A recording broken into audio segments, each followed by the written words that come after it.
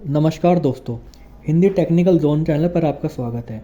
तो आज हम चलने वाले हैं माँ गंगा की गोमुख से लेकर गंगा सागर तक की वर्चुअल यात्रा पर। और दोस्तों, अगर आप यह वीडियो देख रहे हो तो प्लीज़ चैनल को सब्सक्राइब करें। जैसा कि हम और आप जानते हैं दोस्तों कि इस नदी को भारत में केवल एक नदी नहीं माना जाता, बल्कि इस नदी को भगवान की तरह पूजा भी जाता है। और इस नदी को भारत में एक देवी का रूप दिया गया है, जिसे हम माँ गंगा बोलते हैं। और इसी के साथ साथ गंगा भारत में सबसे पवित्र नदी भी है। माना जाता है कि गंगा में मात्र स्नान करने भर से किसी भी मनुष्य के सारे पाप धुल जाते हैं। दोस्तों, गंगा गोमुख से शुरू होती है तथा अरब सागर में जाकर समुद्र में मिल जाती है तथा गंगा की कुल लंबाई 2525 किलोमीटर है। और गंगा की कुछ महत्वपूर्ण नदियाँ भी हैं, जैसे कि यमुना, रामगंगा, सरयू, गंडक, कोसी, महानदी और सोन। और इसी के साथ साथ गंगा भारत के 5 राज्यों से होकर भी बहती है, जिनका नाम है उत्तराखंड, उत्तर प्रदेश, बिहार, झारखंड और पश्चिम बंगाल। अब बात करते हैं दोस्तों गंगा की यात्रा के बारे में। गंगा की यात्रा उत्तराखंड के गढ़वाल में स्थित गंगोत्री ग्लेशियर से शुरू होती है, जिसे हम गोमुख के नाम से भी जानते हैं। पर गोमुख से निकलते समय यह नदी अभी गंगा नहीं कहलाती है। इस समय इस नदी का नाम भागीरथी है। और अपनी यात्रा में आगे बढ़ते हुए भागीरथी जब देवप्रयाग में अलकनंदा से संगम करती है, तब यह दोनों नदियां मिलकर गंगा का रूप लेती हैं। अब अपनी यात्रा के दौरान गंगा की यात्रा में अगला पड़ाव आता है ऋषिकेश। और जब दोस्तों गंगा ऋषिकेश पहुंचती है तो यहाँ पर गंगा काफ़ी शांत होती है तथा स्थिर धारा में बहते हुए आगे बढ़ती है। दोस्तों, ऋषिकेश में आपको बहुत अच्छे अच्छे नज़ारे भी देखने को मिल जाएंगे, जैसे कि राम झूला, लक्ष्मण झूला। और दोस्तों, ऋषिकेश को योग कैपिटल ऑफ द वर्ल्ड भी कहा जाता है। और इसी के साथ साथ आप शिवपुरी में रिवर राफ्टिंग का भी मजा उठा सकते हैं।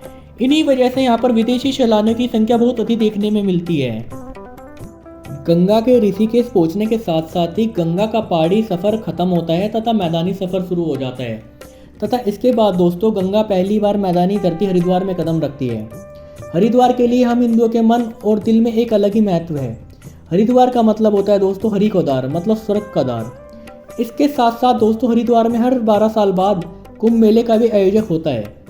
हरिद्वार को माँ गंगा की वजह से एक विशेष दर्जा भी प्राप्त है तथा हरिद्वार को एक बहुत ही पावन स्थल ही माना जाता है। और इसी के साथ साथ हर की पेड़ी यहाँ का एक मुख्य केंद्र भी है।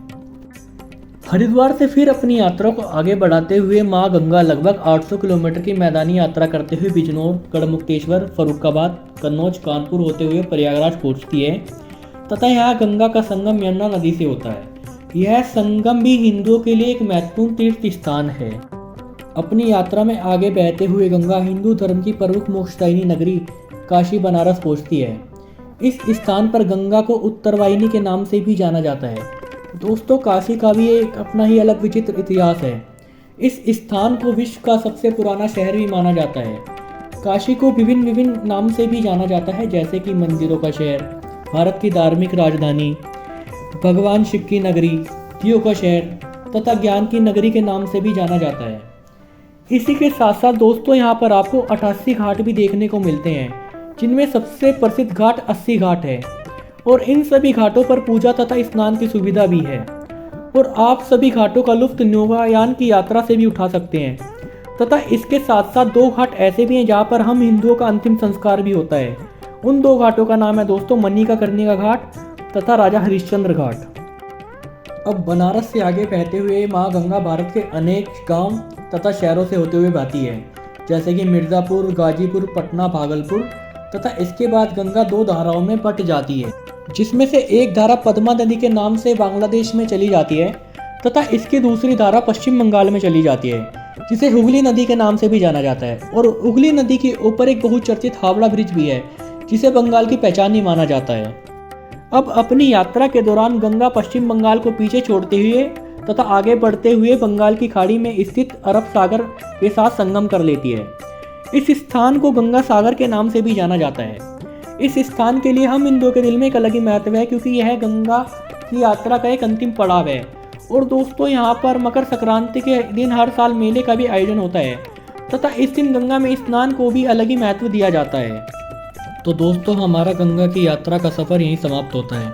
फिर मिलते हैं दोस्तों अगली वीडियो के माध्यम से। और अगर आपको यह वीडियो पसंद आई है तो चैनल को सब्सक्राइब करें और वीडियो को लाइक करें। जय हिंद दोस्तों।